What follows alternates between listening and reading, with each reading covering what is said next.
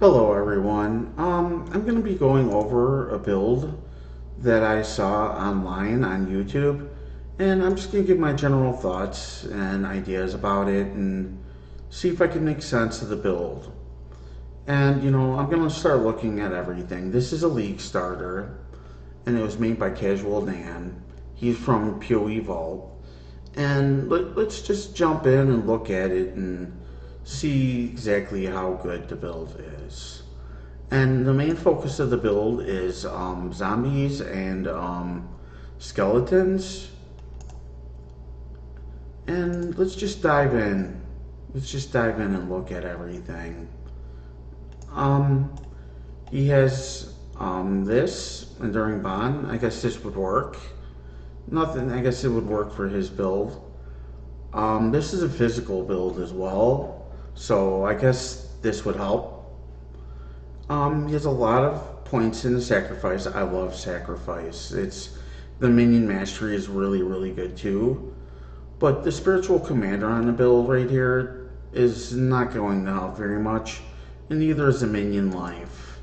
So we could remove those. I'm not a huge fan of quick recovery. I don't see any purpose of it, to be honest with you.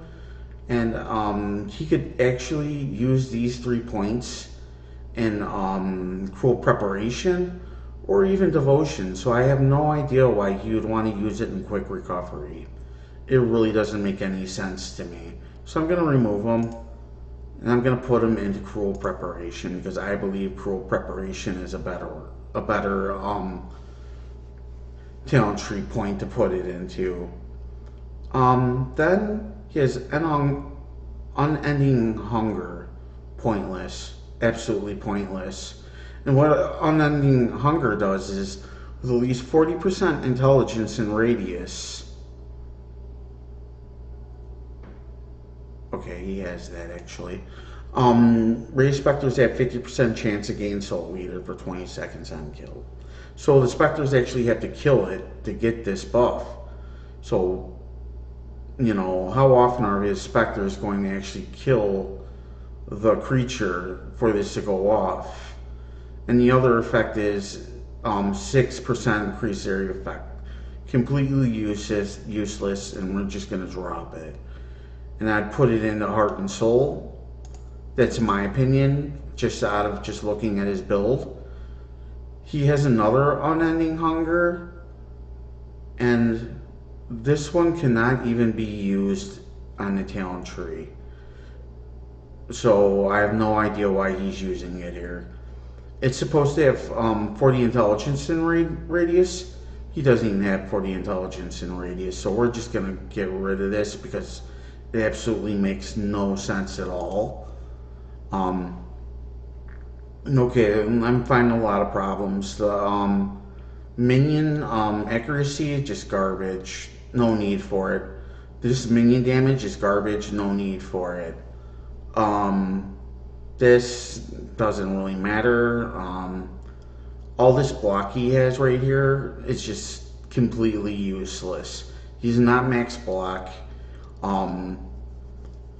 So there's really no point to actually getting these nodes. So I'm just gonna drop all of his block nodes and get rid of this. So now I think the build is starting to look a little bit better. One thing I did notice right here is that he's using Enduring Composure, which is a really good small cluster. He actually did something right. This right here and right here, he should probably fill it all the way out, so I'm going to fill it all the way out. This right here really doesn't help, but I could see why he took it, because he wants to make his minions more survivable. So, now he was level 21, so we have a lot of points to move around and make this build a lot better. So I would start by getting Devotion, Sanctum of Thought, and that helps it a little bit. Not a lot, but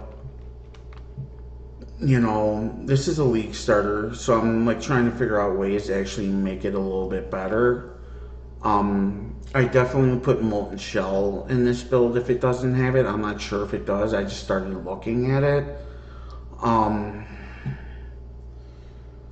like removing all the block and everything that I've done so far to this build doesn't really like change anything. Very much all this block is just garbage too. So now we can put points into more survivability, I think. So I'm just gonna start putting in life nodes, and oh, this isn't even converted to 3.21, but we'll keep it at 3.20 for sake of um, making it authentic. So I'm gonna try to like increase his survivability now. That'll help. That'll help. This will help. So, you know, I forgot, hold on a second. Let me look at his build really fast. I want to make sure that I don't use too many skill points to look at his build.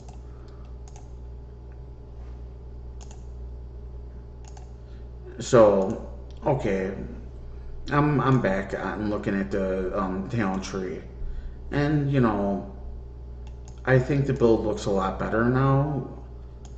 So I'll put a couple of more points into the build, but there's really not much I could do to make the build better, except for adding more armor into the build.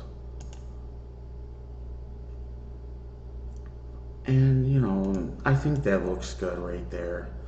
I'm not sure, I forgot how many points he actually had in the build, but I think the build looks a lot better. And I'm looking at his skills or his gems, and this is just a mess. He has 3 gloves, 2 wands, Raise Specters disabled, Death Wish disabled, Vulnerability Curse on hit gloves on Animate Guardian. I have no clue what he's actually doing here, so I'm really confused, and I'm not even gonna bother with it because just a mess. Serious. Oh, he does have Molten Shell. He has a level 1 Molten Shell and level 1 cast on 1 damage taken. But that's not going to help at all. How much is it removed? It's pretty significant, isn't it? But, you know, I don't know. Like, what's up with all the wands and gloves? I don't know. I'm not even going to bother, like, saying anything about it because I cannot even understand it. If someone can make sense of it, bless them, I guess.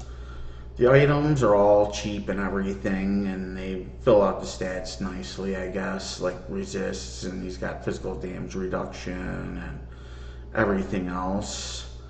So, and then let's look at the flasks. Grants immunity to corrupted blood, and yeah, that's good.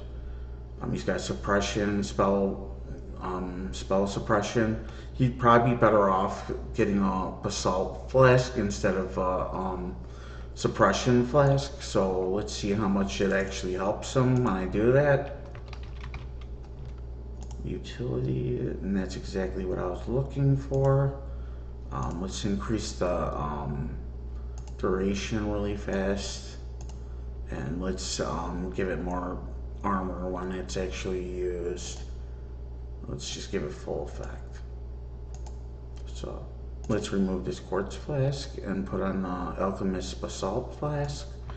Wow, that's a lot better, isn't it? The movement speed with the additional elemental resist during effect doesn't really need it, but I'm not gonna like say it's wrong or anything. The granite flask works.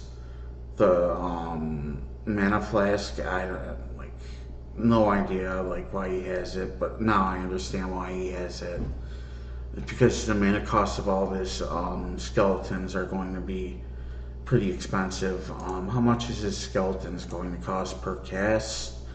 It's a very good question because he only has 139 mana to actually use his skeletons.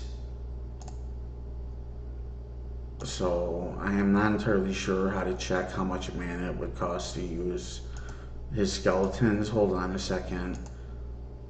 This is regeneration. Mana cost is 26. Any mana cost per second. Where's the mana that he has? So he has decent amount of mana to summon his skeletons, so that's good. But you know, he'd be better off with a basalt flask instead of a spell suppression flask, because he's not staggered. Like, if you're gonna get spell suppression, you want to make sure that you could get it to 100, or it's just pointless to use it. Configurations. This looks right. Do minions have onslaught? And he's using onslaught for his anointment.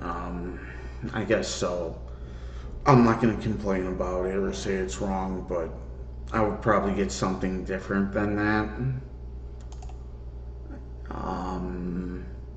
It's on standard boss. It's the enemy low life, so it's even less DPS. Yeah, I'm not seeing anything great. I saw a lot of problems with this build, and this is how I would make it look if it were me. So I'd say be careful if you're following this guide, because it just does not look right at all. Alright everyone, thank you so much for watching. As always, please be safe and be careful. And if you like what I'm doing, please show some love and support me and sub. Thank you so much for watching. Bye everyone.